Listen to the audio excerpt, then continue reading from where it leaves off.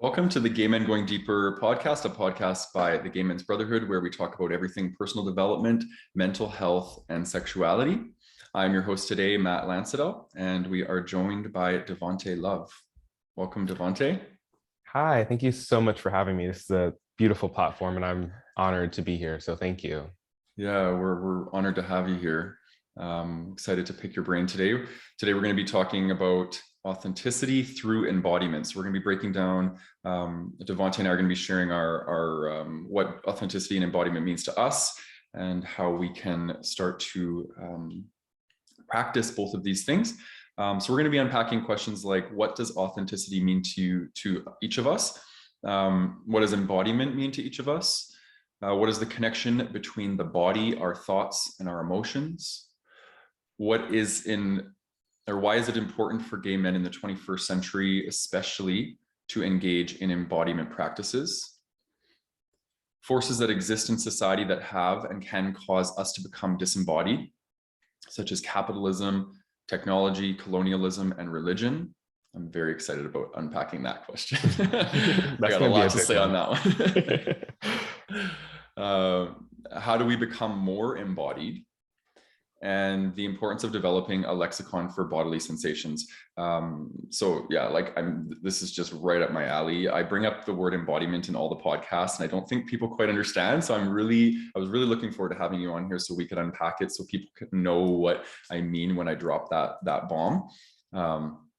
But before we begin, I want to introduce you, because you're doing a lot of really beautiful things in this world, and I want everybody to know about it. So yeah. Yeah.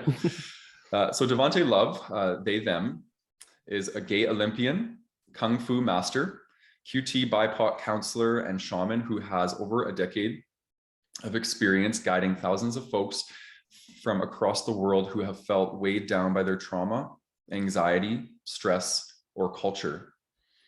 They are the founder of Healing Kung Fu, an online queer and BIPOC-friendly spiritual martial arts school, which teaches people how to attain new levels of wellness through movement meditation practices. After getting their master's in spiritual psychology from Columbia University, they were invited to train, teach, and compete all over the US and internationally. They're currently pursuing a doctorate in performance studies, where they are working to curate interactive healing performances that help people connect to their true nature and heal from mental, emotional health blocks so that they feel empowered to live into their destiny. There's no better person, in my opinion, to come on and talk about this. So yeah, welcome again. It's really good to have you here. And Yeah, I appreciate that. Just as you said, I think we'll get into this, but embodiment is something that not many people even know of or understand. And it's something that's changed my life, becoming more embodied. So I'm really excited to share some of my story and experience, and hopefully that helps people understand the importance, or I would say necessity, of being more in touch with the body. So I'm ready for this roller coaster.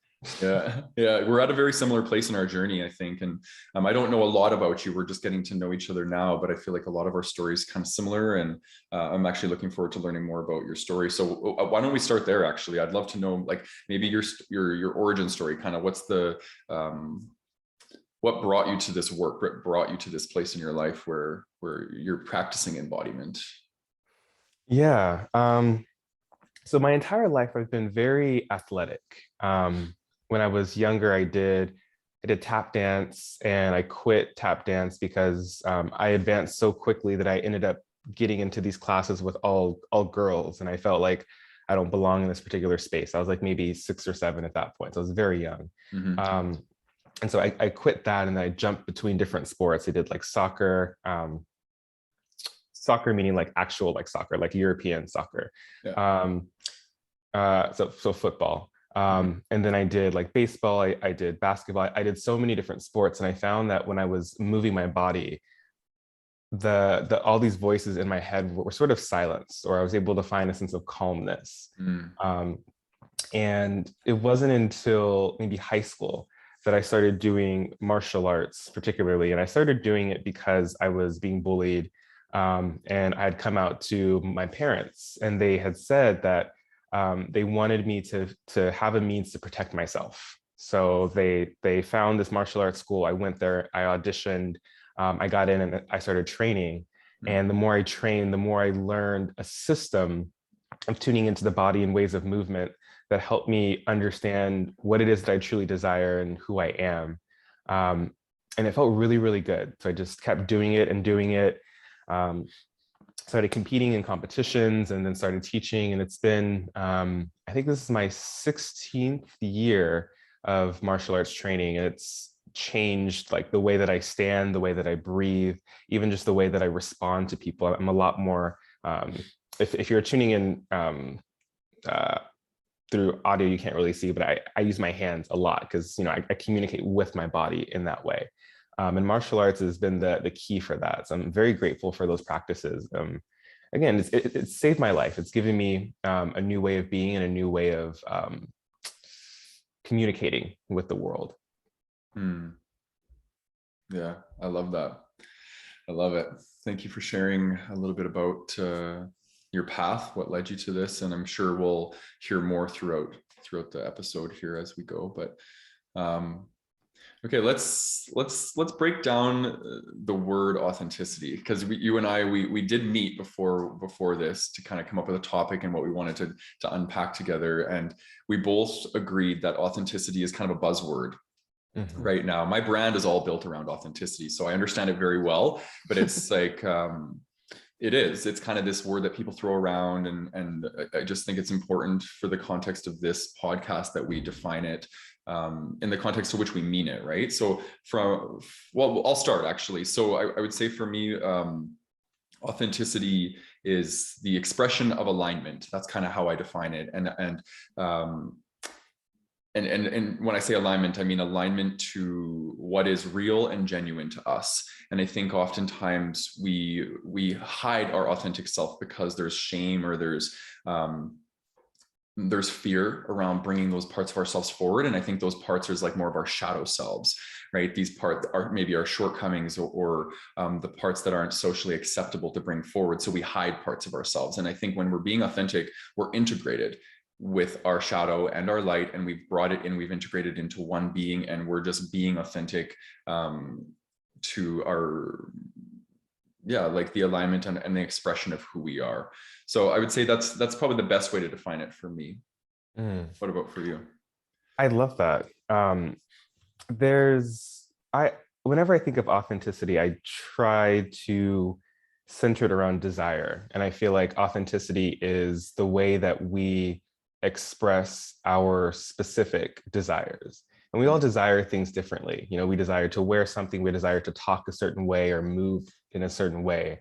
And because of that, authenticity is a practice of shedding away the layers of what people tell us we should do to realize what it is that we truly desire, like what sparks us, what makes us feel good or bad, and then choosing to act in the world in that way due to that desire.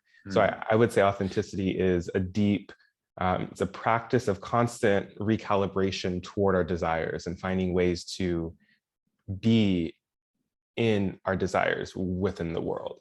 So I completely agree with the way that you've broken it down. And I just want to add that little bit about desire, because it's really important.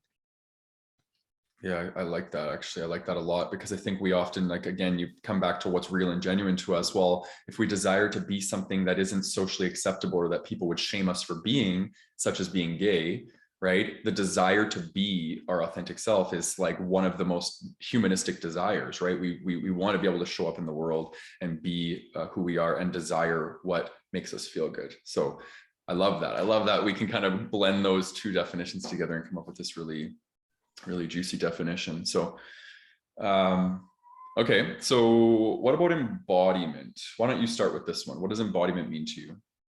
Yeah. I would say embodiment is a set of practices or way or modality or ideology for putting the body first. So centering the body in all situations, whether you're in relation with someone or you're in an activity or you're just like, by yourself. Embodiment is the focus of the body and and allowing yourself to gain new awareness of yourself because you've centered the body. And we'll talk about this, I guess, but oftentimes in society we're so disembodied, we're so removed, and we're not told to think about the body, or we don't naturally check in with the body itself. Mm-hmm. So when we are in this field of embodiment, it's really about understanding, like, how does my body react to this situation? Thinking of your body as like not just a separate entity, but like a part of you, Mm-hmm. and realizing its reaction and its response to the stimuli of the world.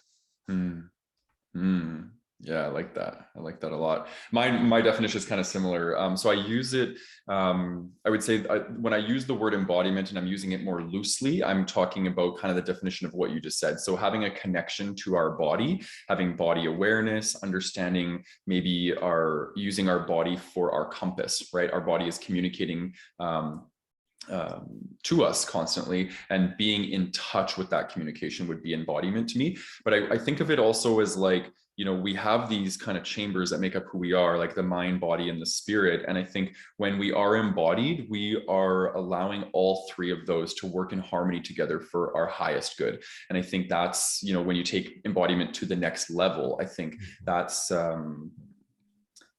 and that's kind of where I'm at right now. I'm really learning how to bring in my spirit, bring in my mind, and bring in my body, and allow them to all work together. Because for most of my life, they've been opposing each other, especially my mind and my body. They've been at war. And now I'm learning how to bring them into integration and working together. So, yeah. Yeah. And I think what you're saying, a lot of people have that war, whether the spirit and the body are disconnected, or I think for most people, the mind and the body are disconnected. Yeah. And what's unfortunate is people don't even realize that they're at war until they get like drastically sick, or something happens and the body's like, give me attention. Yeah. Because one of the things that I love about the body is that it's relentless. If it wants attention, it's going to like force you to pay attention. So you can ignore the body and be so focused on, your mindset and these thoughts that you have. And eventually the body's like, well, I'm going to get sick, or I'm going to like fail in some way. And then you have to completely focus on the body, So yeah, I love the explanation as well. It's really, really nice. Yeah, thank you. Yeah, I fully agree with what you're saying too. I think that's been my journey, has been my mind has been bullying my body to do all sorts of things, to perform, to overwork out, to eat certain things. And it's just like, I'm now learning embodiment by listening, just truly just listening. That's my embodiment practice. Listen to my body. What does my body want? And learning how to honor that, instead of like, for example, like I'm learning how to nap like for the first time in my life. Okay. And it's so amazing. Like rest is so amazing. And but for most of my life, my body wanted to rest and nap, and my mind wouldn't allow it. Right. So that's a perfect example of like when we say we're at war with ourselves, or we're bullying our body, it's just simply not listening. It's ignoring the whispers that the body, and the whispers suddenly turn into like, screams and yells. It's like, and we get disease and injuries and these sorts of things. So the body will always win. That's what I always say, right? It will at some point, and maybe at the point where it's too late. And then the body's like, okay, I've completely taken over. And then I would say for myself, there have been points where my body would literally shut down. Like I have a specific memory of when I was training in China. I lived in China for about 4 years, and I trained in martial arts there. And there was one point where I was just so in my head about like what it is that I needed to do, who I should be listening to, how I should be comporting myself in these situations with different people. Because I'm in a culture that I'm familiar with, but it's very different from what I'm used to. And I just kept like being in my head. And I remember one point I got out of the subway and my body was like, nope. And I just like fell down to the ground. And I was like, oh my God, what's happening? Nothing was wrong with me health-wise, but my body was being so ignored. And at that point, I was like, okay, I cannot not listen to my body at this point. Because it communicates a lot to us. And I think we're gonna talk about this, which is beautiful, but the body tells you exactly what it is that it needs. And when you tune into that need, you find the ways in which your thinking changes, or your emotional states start to change. And it's a beautiful, difficult practice that requires patience and requires a slow, attentive quality, which is hard to do in this society where things are so fast paced and go, go, go all the time. So embodiment is somewhat of it's sort of an activist way of being, because you're sort of being opposite toward the ways in which culture is oriented. Yeah, beautifully said, beautifully said. You know, and it brings us to the question about things that cause disembodiment, right? Technology. I think that's huge.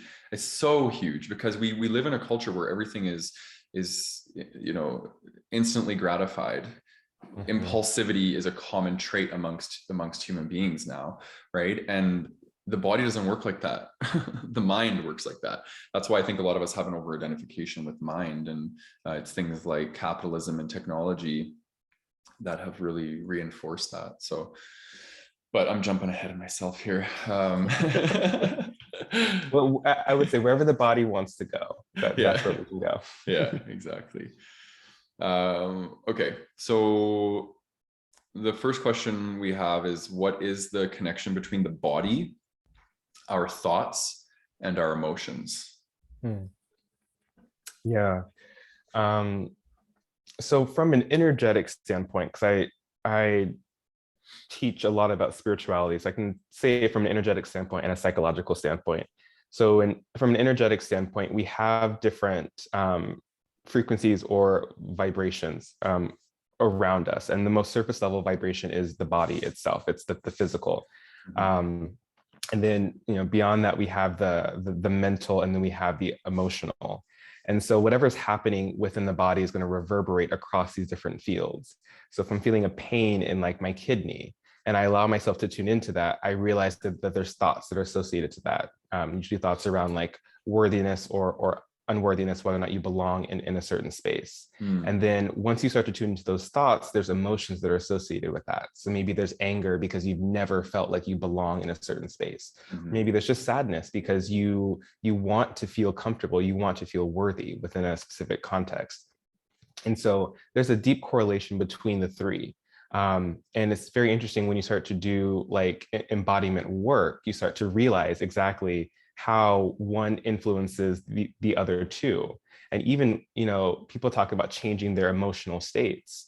And the way that you do that honestly and truly and fully is tuning all the way down to the most surface level is the body, and shifting the way you move or shifting your connection or relation to the body. And that changes the way that you think about things, and it changes the way that you feel about a certain situation.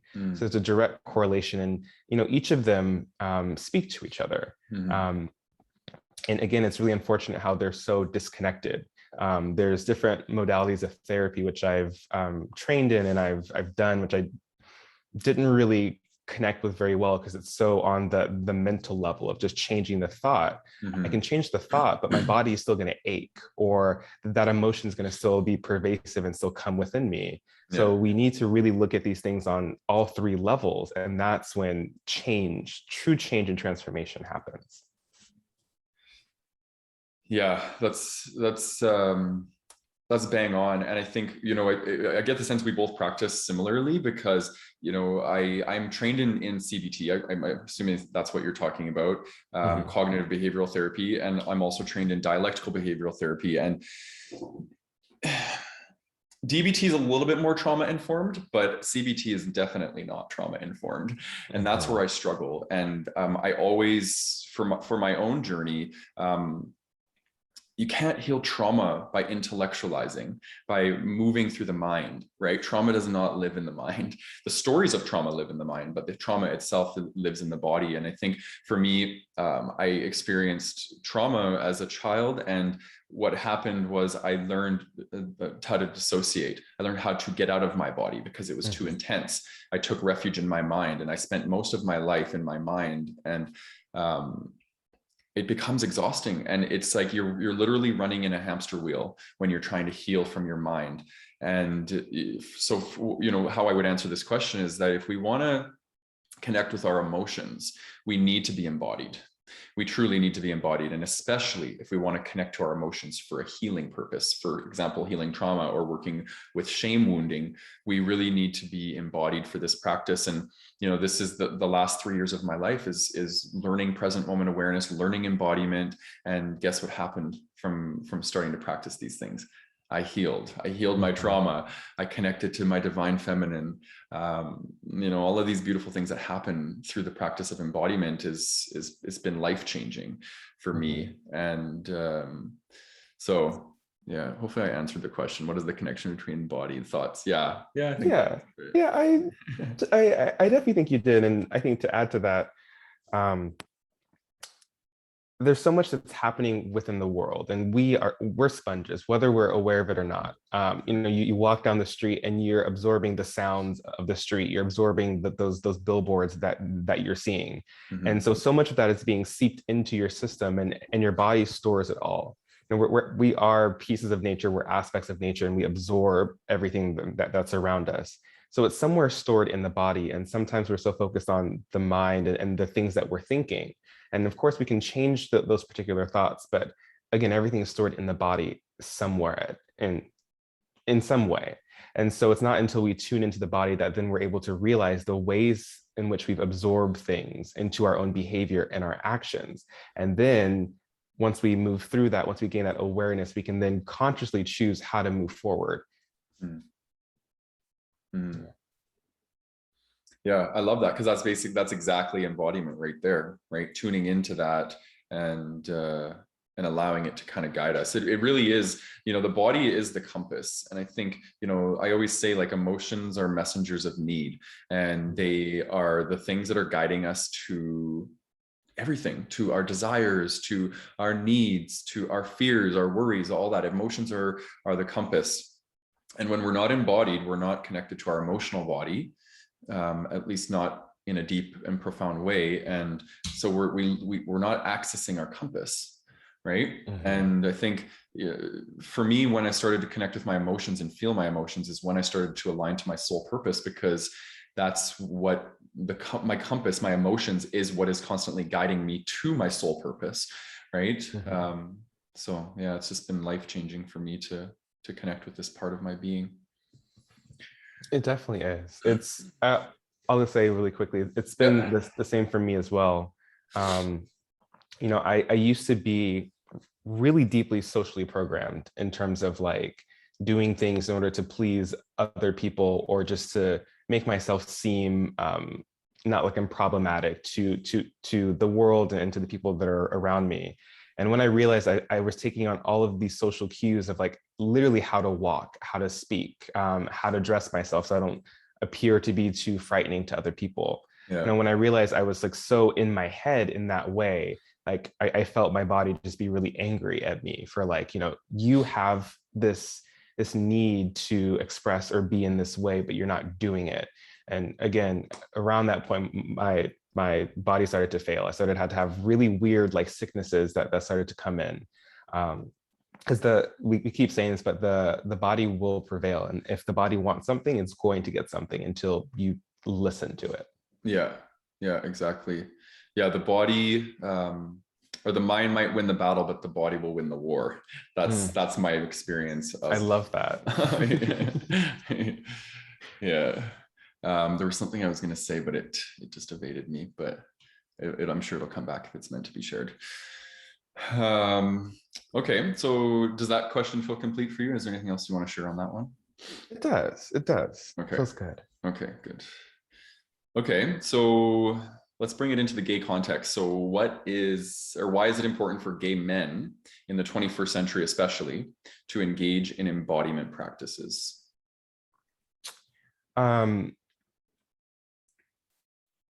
This might bleed into the next question a little bit, but we live in a time where, we're inundated with so much information, and information comes in different ways. It could be just the media and the ways in which we see gay men in different TV shows or movies, the news and the way the news is talking about queerness, or even like porn giving you sort of a step-by-step instruction as to how to please a certain person. And so we're inundated with all this information. And if we're not embodied, this information becomes sort of a recipe for how we exist within the world. But is that recipe something that actually tastes good to your soul, to your unique self? And I find that from my work with a lot of gay men in particular, like a lot of folks are disembodied, and they don't tune into their body. And so they go into actions that are are compromising their own personal desires. So if they desire, let's say, authentic, deep connections with other men, but they haven't tuned into like that particular feeling in the body, they might go to what culture or what society says is, authentic connection with men. And oftentimes that results in like casual sex, or it results in these sort of like baseless, sort of shallow conversations. And I think it's really, really important for us as gay men to take that time to be activists and listen to what the body wants and act accordingly. And the hard part about that within gay culture is unfortunately very, I'll just be honest, like it feels very cookie cutter. There's a lot of gay men who exist in the same exact way of, you have a certain body type, you do these certain activities, and that's what it means to be a gay man within our culture. And there's many different expressions, there's many different flavors of being a gay man, but I find the same thing over and over and over. And part of that is because people are taking on all of these messages, and that's what they think they need to be. But if we were to tune back into our bodies, we can realize like, oh, I actually don't like to have this sort of body type where I have this like really ripped six pack and these like big old muscles. And maybe that's not what my soul wants. Maybe that's not how my body wants to actually move about in the world. For me, that was really, really important to realize, because there was one point where I just felt like I needed to have a certain body type.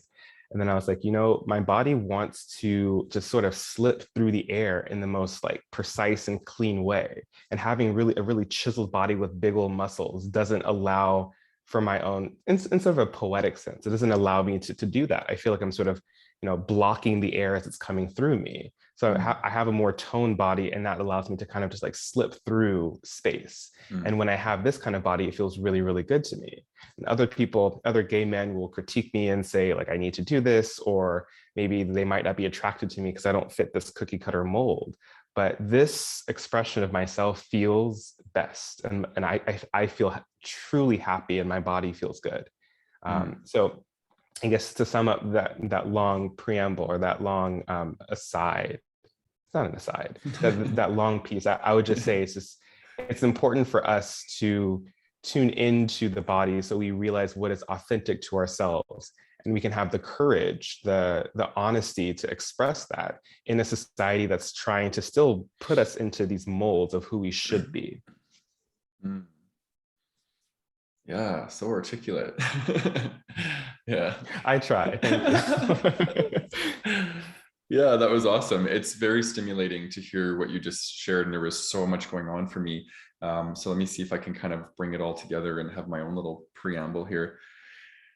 Well, we titled this Authenticity Through Embodiment. So we're inferring that authenticity comes through the body, and it may be expressing itself through the mind, through the way we talk, through the way that we create stories about who we are. But I think it originates in the body. And I think a lot of gay men, not all gay men, have either experienced shaming or trauma in their life, or both. And I think those are two things that pull us out of embodiment. They disembody us. And I think that I fully agree with you that the gay community and the gay culture, in my opinion, it does feel very cookie cutter. It feels like people are trying to replicate this, what they think is the top of the pyramid. Everybody's trying to be this thing, right? Whatever. I agree with some of the things that you're saying around it being, this Adonis thing, overvaluing the white male, overvaluing the chiseled body, like these sorts of things. I think people are trying to replicate that. And it's when we try and replicate that, I do think that we're likely intellectualizing, and we're we're trying to access our authenticity through our mind by being like, oh, I want to be this, I want to be this, I want to be this, but we're not listening to our body.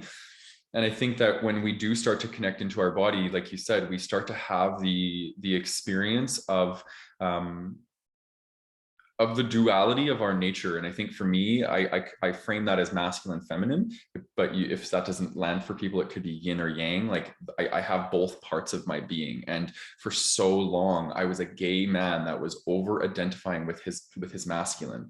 And I would even say at some points in my life, it was a wounded masculine. So I was over identifying with a wounded masculine. So I was trying to be ripped. I was trying to be a dom top mentality. Like I was trying to be things. And then as I've done this embodiment work and I've connected to my authenticity, I've realized that, damn, I'm not those things. I might have moments where I feel those things, but I'm not those things. I was attaching to them for egoic reasons. And I think now, like I'm like you, like I used to value muscle and being bigger, and I wanted to be bigger, and I was a fitness competitor and all those things, and now I'm like really embracing this supple, softer kind of like I like how you, that's why I said you're so articulate, because like the way you were describing it, I was like, yeah, that lands so well for me. Like just feeling into the way my body's moving now, it's a lot more fluid, it flows, like my movements aren't as rigid.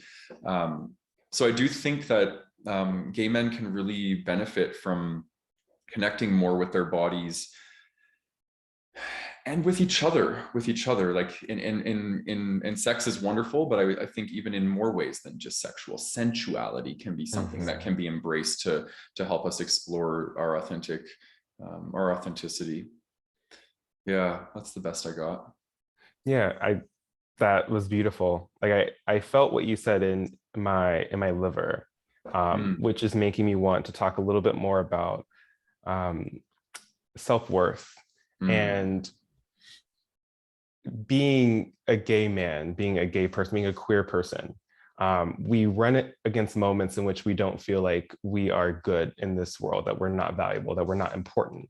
And naturally what the mind says is, if I feel like I have no self-worth, I'm not important, what around me is getting the attention? What around me is getting, all of that praise and value?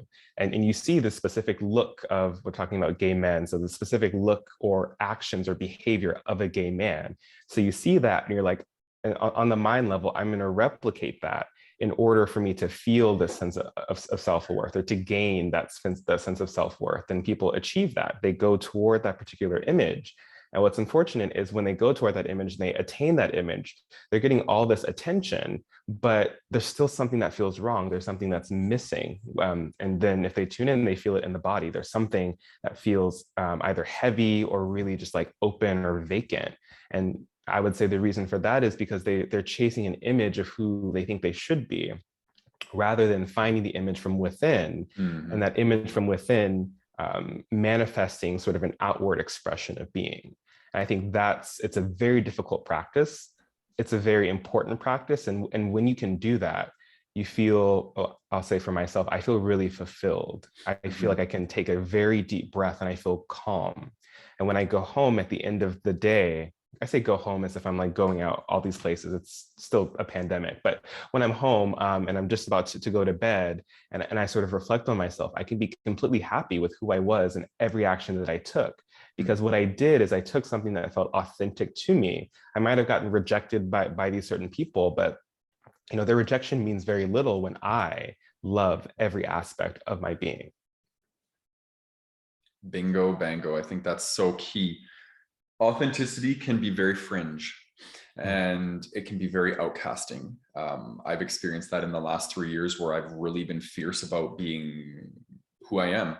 I don't care if the herd goes right. If I want to go left, I'm going to go left. That's how I've been living my life the last 3 years. And yeah, people shame you when you go left and they go right?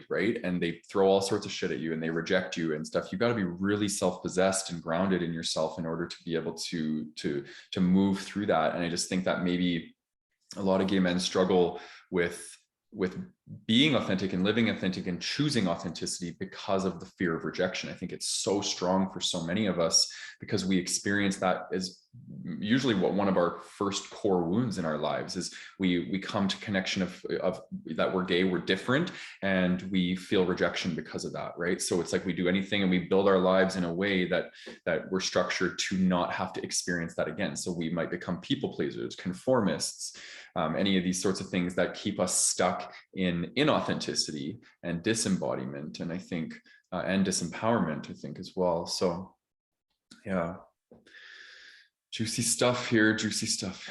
I'm loving it. I love it. Yeah. Okay, so this is the big kahuna question. I want to allocate some good time for this one. So the forces that exist in society that have or can cause us to become disembodied, such as capitalism, technology, colonialism, or religion. What made you choose that question? Because you chose that question and I really loved it. When I saw it, I was like, oh, this one's so good. What made you choose it? You know, and it's interesting, like right after you read it, there was like a pause between both of us. There was like this like very like quiet pause. And it's because, I would say it's because those topics are heavy. Mm-hmm. You know, those topics make up our society.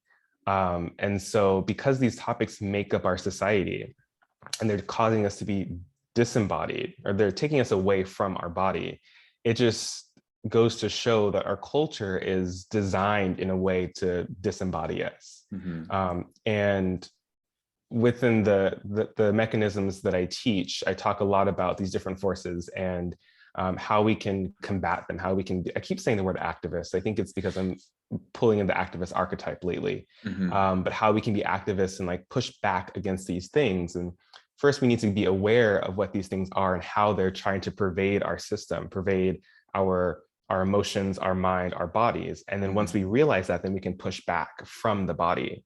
You know, I'm a martial artist, so I think about everything in terms of martial arts. And you can think about a block, how someone's coming in with a punch and you take the punch and you redirect it outward. And that's what I try to do with these different forces. So capitalism, for example, is I think one of the things that deeply disembodies us that we're not as conscious of. Capitalism tries to turn the body into a vehicle of production, of just a means of production. So if you're not doing something that is productive, if you're not doing something that's going to help you make money, that's helping you cross off the long things, the long list of stuff you have on your to-do list, then that thing is deemed bad. You know, you're deemed lazy. You know, you were talking, Matt, about how you learning how to take naps. Mm-hmm. I love my naps, and I will religiously like fight against, you know, things that try to take away my nap time. That's like crucial for me because my body needs rest. My body needs to learn and be reminded to move slowly because, you know, like I think of the elements, and earth, for example, is one element, and our body is earth. It's made of water, but I see us as earth. And earth is very, very slow.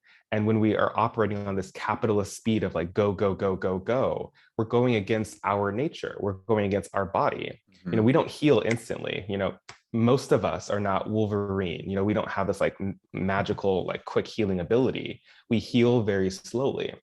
And so we need to think about, well, why is it that we're moving so fast if we heal slowly? You know, so I think it's important that we recognize the ways in which this capitalist culture is trying to make us move very fast, is trying to make us think very fast. You know, we're scrolling through Instagram or Facebook and we're just liking all of these things. And again, like, do we truly like these things, or are we just going and we're just clicking, clicking, clicking? Because the body is slow in its responses. So if I see this image, it's an interesting image, but do I really like it? I don't know, but I'm just, you know, scrolling through, so I'm just going to go like all these different things. And so I think it's important to just slow down. And capitalism says slowing down is problematic. It says you're a menace to society in some way. You're a rebel. You're not making bank if you're slowing down. And I actually find the opposite to be true. Yeah. I find that when we slow down and when we tune into ourselves and we move against this speed of capitalism, we're able to not do as much, but we're able to have more profound experiences. And that to me is really important. And the way we relate these profound experiences to other people brings us in closer connection. So I talk about eros a lot. So we're more deeply connected because of this. I spend time regularly just like sitting outside staring at trees. and staring at squirrels and what's happening outside. And people will say that I'm just like weird, or I'm not working.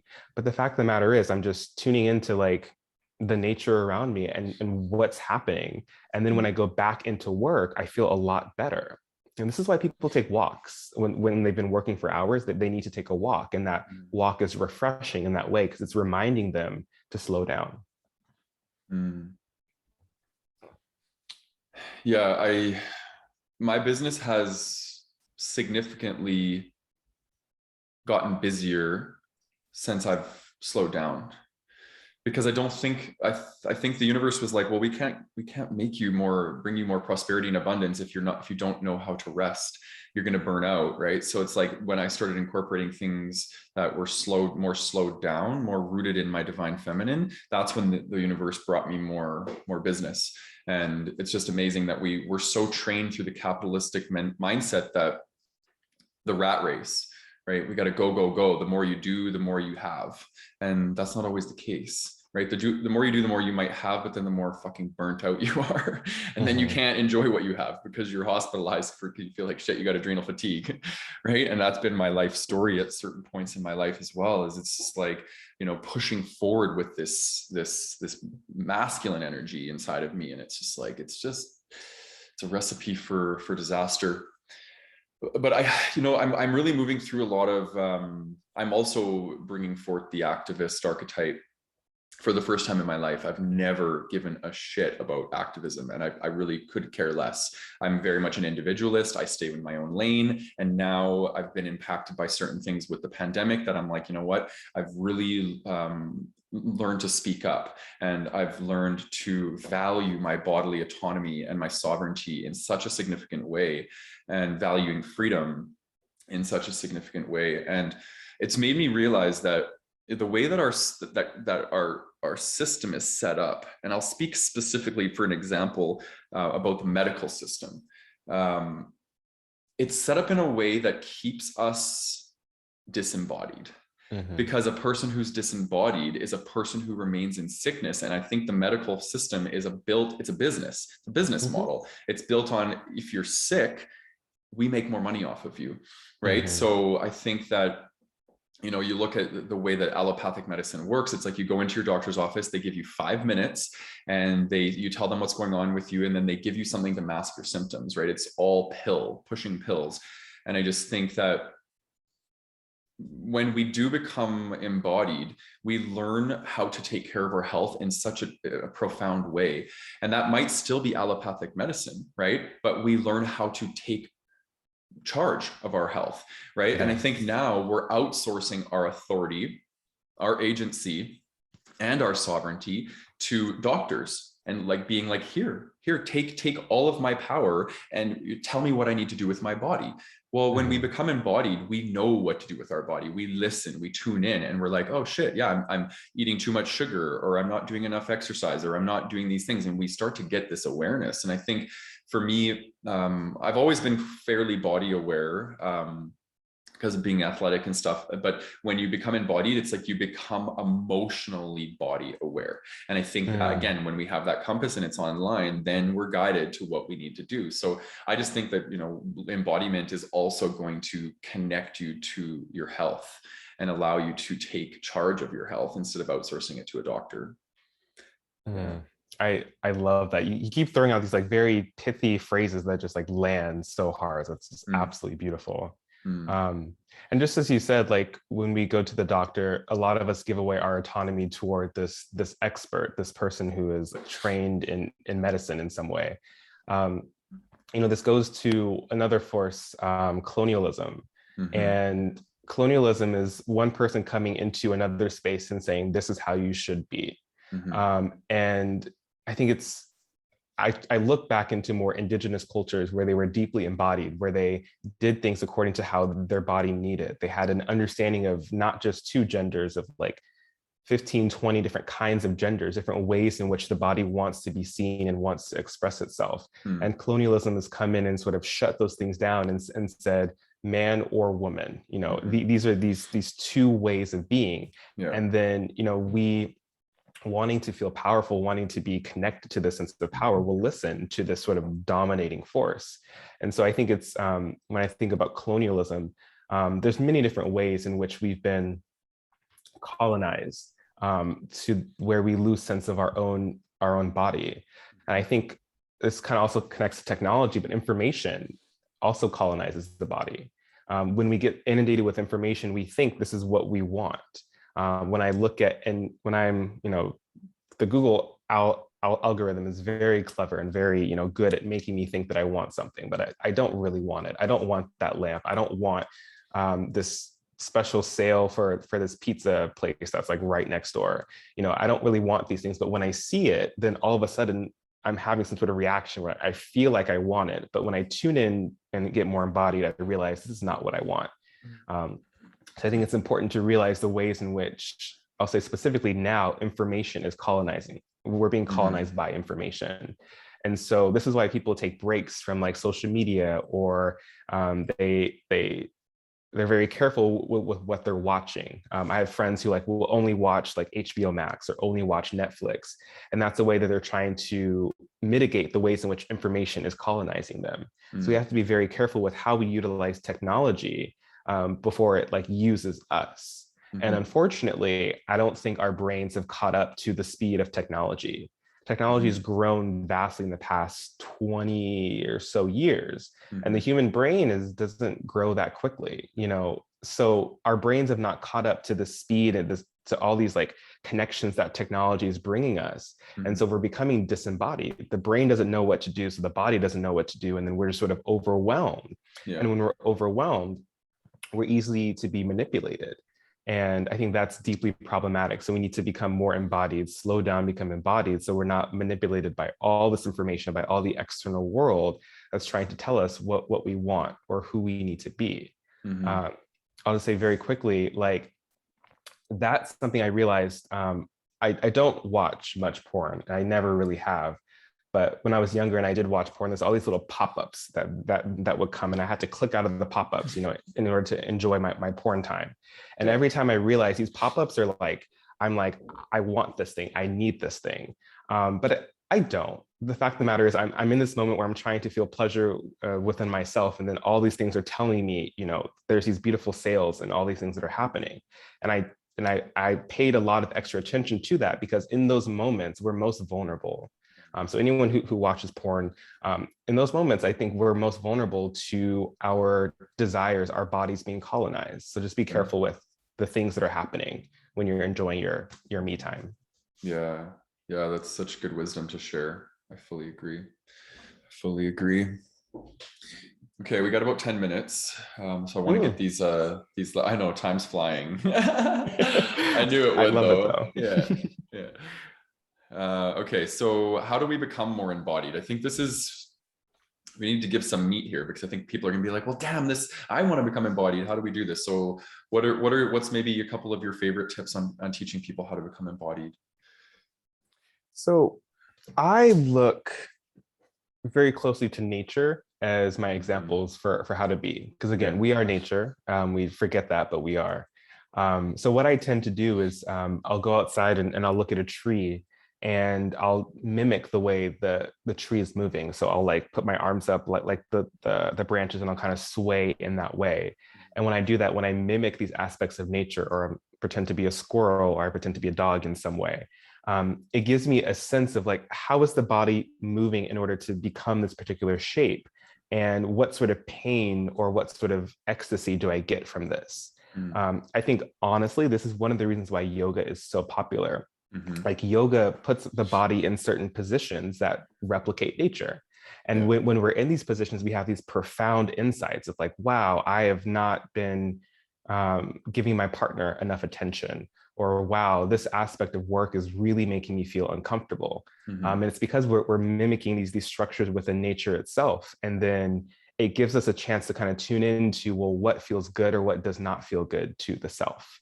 So my first thing is to mimic nature itself, literally put your body in these shapes and move in a certain way or breathe in a certain way as something else, to kind of really understand what is authentic to you, what is unique, and what is good for you. So that's kind of the main thing that I do within my work, is like teaching people how to move in that way. There's something else that I would say is to work to become more sensitive.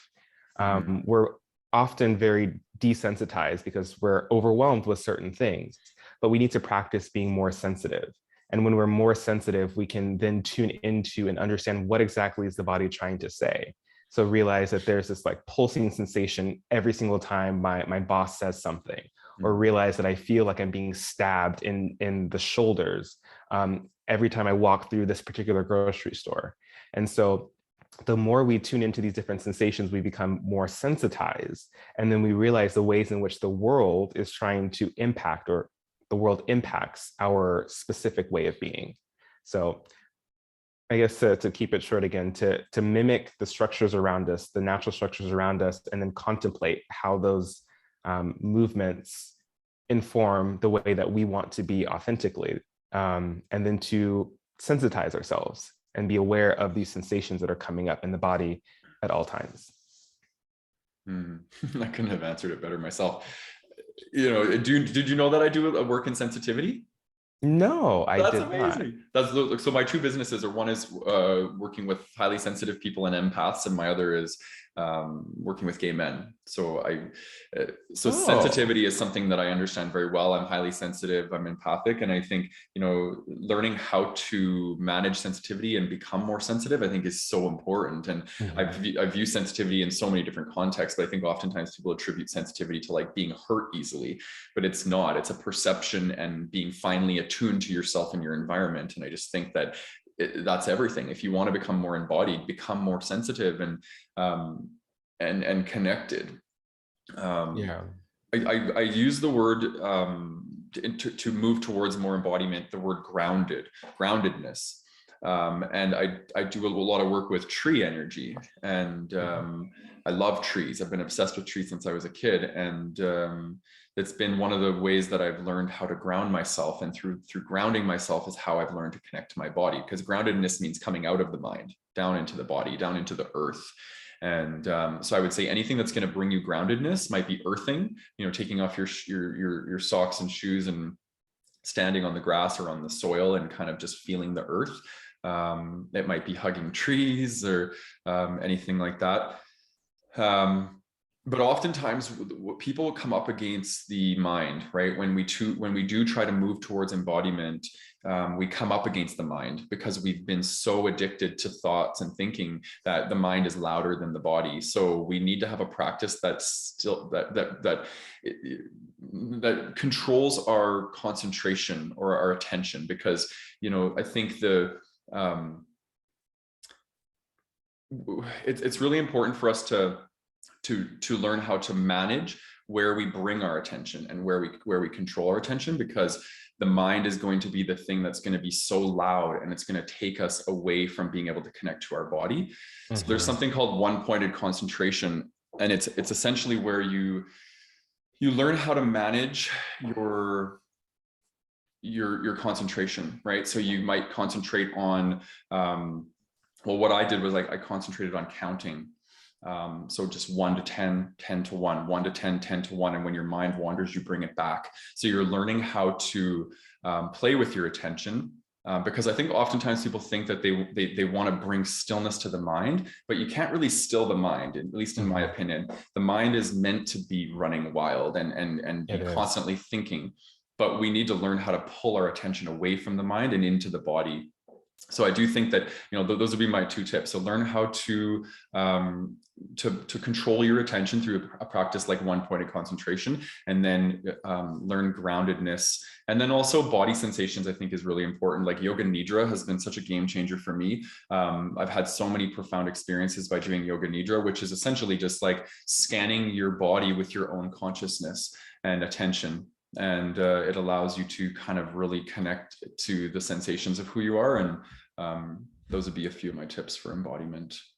And you know, to expand that, going back to like sensitivity, and to expand that, I think we're so focused on a couple of the 5 senses. So we're so focused on like seeing things or hearing things, but there's also smell, there's also taste, and there's touch. Yeah. And when you go into a space, have you smelled the way a space actually is? Have you allowed yourself to touch the different textures? I don't know if you would taste like the walls or something, but like, realizing you have these five senses, and if you utilize these five senses, you get a different experience. I remember I was at a theater because I do a lot of performance, and there's these I don't know what to call them. There's the curtains. That's what they're called, curtains. There was the curtains that were there, and I realized I've never touched those curtains before. And so what I did was I used my hands and I went down the curtains, and I used my body and I kind of wrapped myself in those curtains. And I had this really interesting experience of like feeling the texture of these curtains. And I'm like, wow, this is absolutely fascinating. And because I had that experience, every time I'm on stage and I see those curtains, it reminds me of that visceral bodily experience that I had. And I perform differently. I feel more alive and awake in my performances because of that. And so I think it's so interesting, and it's a really good technique to just tune into the five senses. And when I get into spiritual teachings, I teach people how to go beyond the five senses into other senses as well. But just starting to tune into those five senses in all environments that you're in really helps you be aware of the body and what's happening. And it also helps you to slow down as well. Yeah, I love that. I think sensitivity is the thing that creates enhancement to our senses, right? If you are more sensitive, you're more likely to smell things more intensely, hear things more intensely, because you're attuned, right? You're able to tune in. So I do think sensitivity has many benefits. Last question, we have a couple minutes. I want to make sure you have an opportunity to speak on that. So the developing a lexicon for bodily sensations, I'm not sure what that means, and I would love to learn more about it. Tell me a bit. Yeah, so I spoke about it a little bit, but I think, and I think, see, I'm already doing it. We as a culture and society don't have the greatest language for the body. We just sort of say, oh, that hurts, or that feels strange, but to realize there's all these words that describe how we're feeling. There's like words like titillating or like poking or stabbing. So like looking at these different words and seeing like, when have I felt titillated? When and where do I feel this sort of poking sensation? So just literally like, and I say this because I'm so into words. My undergrad work was in linguistics, and then I did like a lot of like language and power related research. And so when you have words for something, it gives you a whole new experience of that particular thing. So when we start to look at these sort of sensation words, then we participate in the world a little bit differently. I'm walking by Jack in the Box, and I feel like my arm gets sort of titillated in some way. And part of that's because I have like a really weird experience in the past with my grandmother and Jack in the Box. But I was able to realize that because I had that particular word that I started to use. And certain languages have more words and certain languages have less words, which is also interesting to look at. I feel like in English, we have a lot of beautiful words to describe what's going on within our bodies, but we don't necessarily utilize those. And so my point there is to develop your own personal dictionary or vocabulary for what your body is doing. And that forces you to become aware of the body and realize, when does this word describe how I'm feeling? And, start to ask yourself why. So that's more so what I meant by that particular topic. And I just think it's really important that's another way to practice becoming more embodied, is to literally learn the vocabulary words of the body and sensations. And I can share a list of those different words for people if that would be helpful. And it just changes the way that you experience the world, because now you have words to codify, to speak to what you're experiencing or what's happening. Yeah. I love that. I love it a lot. We made it. Yeah. we were both feeling a little off before we started, so we're like, we'll just stumble through this together. So we did it. I think we created something really amazing here. I do want to point people in the direction of finding you, because I know you're doing a lot of work in embodiment. You have an Instagram, Healing Kung Fu. Yes. Your Facebook is Kung Fu Master 123, and if you want to find him on TikTok, you can find him at Kung Fu Therapy. I'm also creating a lot of stuff on my Instagram that's related to embodiment. You can find that at Inspired to Be Authentic. A lot of resources there for if you're wanting to move towards more embodiment. I'm just seeing if there's anything else. Yeah, I think we're good. Oh, and your website, healingkungfu.com. Yes, check that them out. is the website. And just to add as well, if anyone wants practice with embodiment, I will start to have weekly classes, again, weekly online classes that anyone can tune into. So there will be information about that on my website when that comes. Yeah, beautiful. I feel like the gay community has a lot to learn from you, and I'm just really honored, and I want to, on behalf of the Gay Men's Brotherhood, I want to thank you for coming on and sharing your wisdom with us for the last hour. I've thoroughly enjoyed it, and I'll for sure be having you either on this podcast or my other podcast again, because I really enjoy our connection and the way we create. So yeah. Thank you so much for having me. It's been a really enjoyable experience. This is a beautiful podcast. I'm again honored to have been invited, and I hope that people that are listening take something away that changes their experience within their life, whether it just be like, using more words to describe their bodily experience, or just the encouragement to listen to the body. I think that's really important. We don't get that in many spaces. So I hope that folks are able to practice embodiment and see how it shifts their perception of the world and themselves. So thank you all for listening. Yeah, thank you. Yeah, you're welcome. And for those of you who are watching on YouTube, you can drop us some comments, because we would love to have your comments. And we do also read the comments in some of our reviews on the podcast. So please hit us up. And if you're on YouTube, you can hit the bell icon, subscribe, and we release content each week, so you'll be notified when we do. And if you're listening on your favorite podcast network, you can, if you enjoyed this, give us a 5-star rating. Spotify just introduced a rating system, so if you're listening on Spotify, you can give us a 5-star rating. That would be lovely. And thanks again for tuning in, and much love. Take care.